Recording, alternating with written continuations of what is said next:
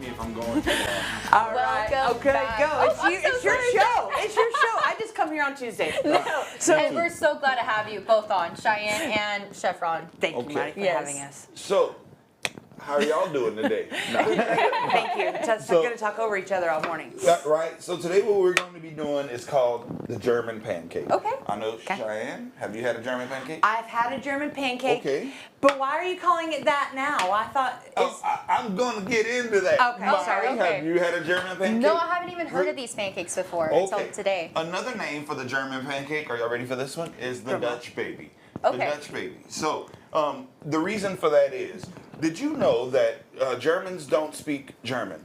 They do in America, but to the Germans, it's Deutsch. Really? Right, Deutsch. it's Deutsch. So, Americans, such as myself, were having trouble in the 50s saying Deutsch. Okay. So what they would call it is Dutch. Okay. And I don't know why they added the baby, but they added the baby on there. So we say Germans, German, Germany, whatever. You're but right. they say Deutsch, Deutsch. with an E. So it's nothing to do with the Netherlands, nothing to do with that. Okay. But it's a Deutsch baby. Essentially, it's a German pancake.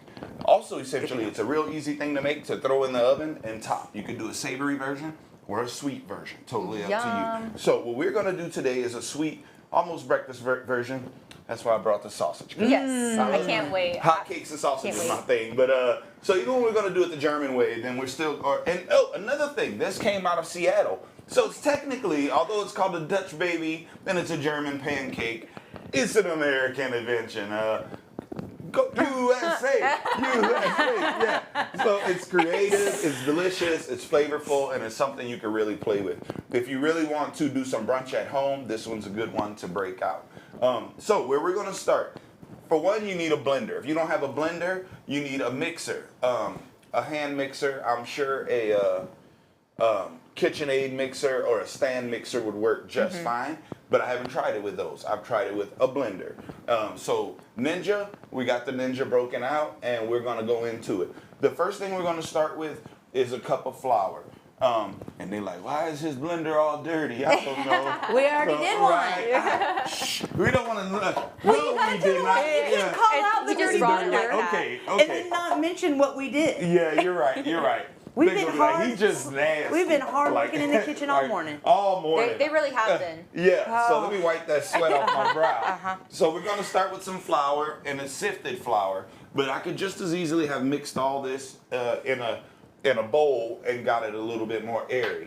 So then I put a pinch of sugar in there, a dab of salt. I don't know, they always say the salt is to balance out the sweetness, but this isn't terribly sweet to begin with, in my opinion.